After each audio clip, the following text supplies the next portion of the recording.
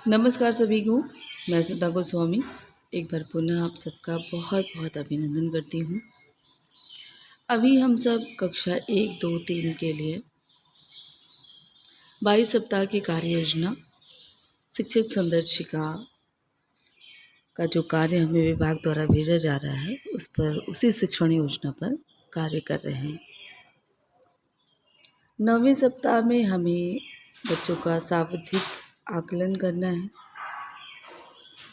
ये 2 बार होगा, 9वें सप्ताह में और 18वें सप्ताह में।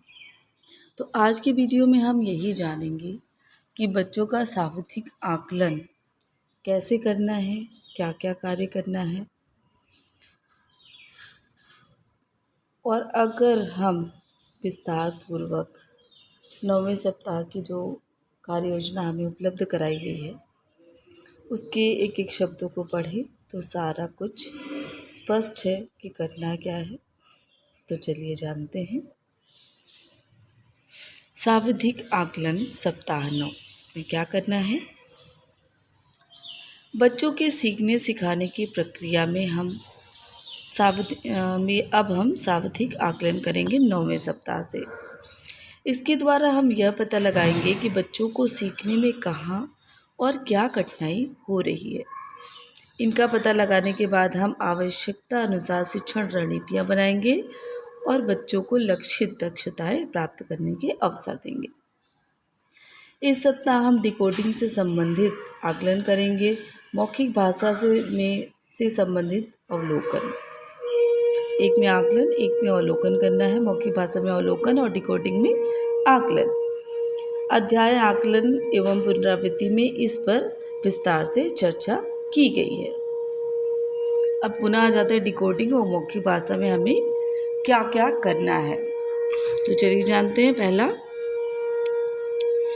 कार्य पुस्तिका के सावधिक आकलन सप्ताह 9 के आकलन प्रपत्र पर कार्य कर पाना।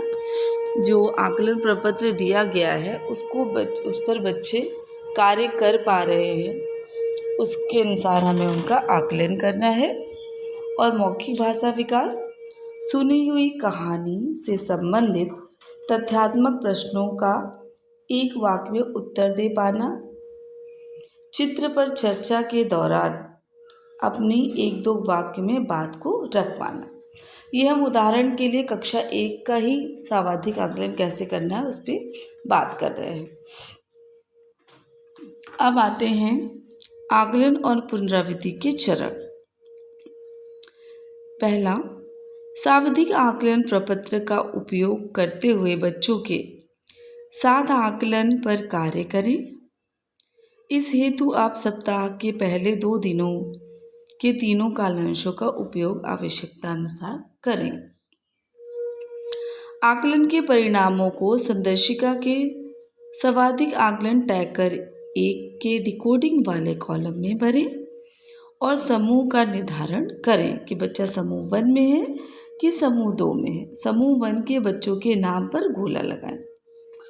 समूह 1 क्या होगा आप जानते हैं। जिन बच्चों को आकलन में 50% तक अंक मिले हैं वो समूह 1 में रहेंगे। समूह 2, जिन बच्चों को आकलन में 50% से अधिक अंक मिले हैं वो समूह 2 में रहेंगे। बच्चों के स्तर के अनुसार पुनरावृत्ति की योजना बनाएं। पुनरावृत्ति का यह कार्य आवश्यकता के अनुसार 8 से 10 दिनों तक चलेगा। इसको आप पूरा पढ़ लीजिएगा। आकलन और पुनरावृत्ति के चरण आगे देखते हैं। डिकोडिंग से संबंधित पुनरावृत्ति का कार्य करने के दिनों में प्रथम कालांश में मौखिक भाषा की दक्षता का आकलन करें। इसके लिए ऊपर दी गई दक्षताओं का अवलोकन अब तक शिक्षण में उपयोग की गई सामग्री विधियों द्वारा अपने नियमित शिक्षण प्रक्रिया में करें। अवलोकन के परिणामों को संदर्शिका के सावधिक आकलन ट्रैकर 1 में मौखिक भाषा वाले कॉलम में भरें। उचित दक्षता प्राप्त कर लेने वाले बच्चों के नाम के आगे सही का निशान और जिन बच्चों ने दक्षता प्राप्त नहीं की है उनके आगे डैश का कॉलम लगाएं। सभी बच्चों के साथ उचित टिप्पणी लिखें जो आपको आगे इनके साथ काम करना है कि बच्चों ने किन दक्षताओं पे, अभी जो समूह 1 में है उन पे किन दक्षताओं पे काम करना है। और समूह 1 में 50% तक अंक प्राप्त करने वाले बच्चे होंगे, समूह 2 में उससे अधिक। अब देखिए सर्वाधिक आकलन को एक बार फिर से जान लेते हैं। देखिए 2 सप्ताह में होना है 9वें और 18वें सर्वाधिक आकलन।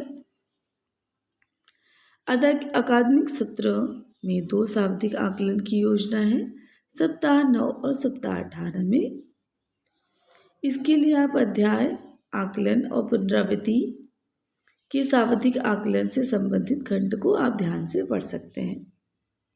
साथ ही सप्ताह 9 और 18 की शिक्षण योजना को आधार बनाकर भी कार्य कर सकते हैं। अब आगे देखिए विस्तार से बताया गया है उदाहरण दे करके किस तरह से हमें काम करना है। दिवस 1 और 2 पे सर्वाधिक आकलन मैंने सीख लिया। यहाँ पे कालांश 1, 2, 3 कैसे इस पे काम करना है ये पूरा इसमें विस्तार से बताया गया है। डिकोडिंग के संबंधित आकलन के लिए दिवस 1 और 2 के तीनों कालांशों का प्रयोग करें। वर्ण अक्षर पहचान एवं शब्द पठन से संबंधित आकलन सभी बच्चों के साथ व्यक्तिगत रूप से करें। सुनकर लिखो अभ्यास कक्षा स्तर पर कराएं। जब आप यह कार्य कर रहे हो तो दूसरे बच्चों को पुस्तकालय की किताबों में अपनी किताब अभ्यास करने को कहें। उसके बाद देखिए दिवस 3 में हमें करना है 1-2 दिन।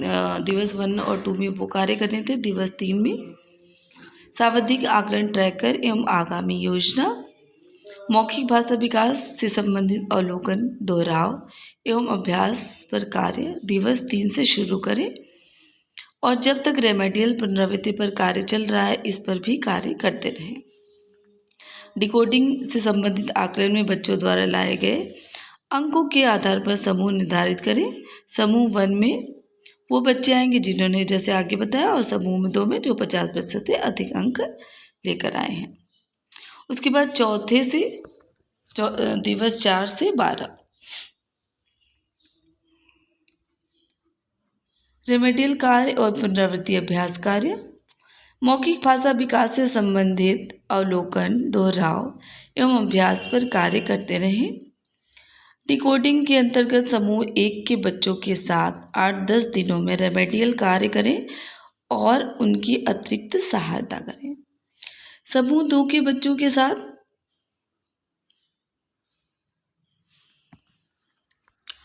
समूह 2 के बच्चों के साथ 8-10 दिनों में पुनरावृत्ति और अभ्यास कार्य कराएं। तो ये था हमारा पूरा कि सर्वाधिक आकलन की कार्य योजना। इसका जहाँ तक मुझे उद्देश्य है कि बच्चों का आकलन हो जाए। 8 सप्ताह की पूरी कार्य योजना हमने उनके साथ कर ली है। बच्चों का स्तर कितना है उसको जांचने का एक ये माध्यम है, और जो भी हम करेंगे उसके आधार पे बच्चों के 2 स्तर बनेंगे, समूह 1 और समूह 2। एक बार पुनः पुनरावृत्ति कर देते हैं।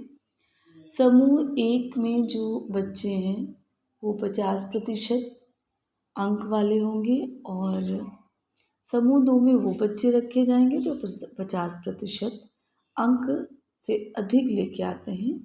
सर्वाधिक आकलन 22 सप्ताह की कार्य योजना में 2 बार होगा, 9वें सप्ताह में, 18वें सप्ताह में।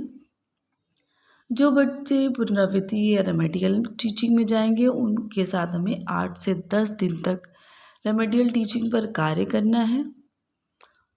जिन बच्चों ने समूह 2 में अपना स्थान बनाया उनके स्थान पे हम सही का टिक करेंगे, और जिन पे हमें रेमेडियल कार्य करना है उनको डैश का निशान लगाएंगे जब उनको हम ट्रैकर में उनकी कार्य प्रगति को प्रदर्शित करेंगे।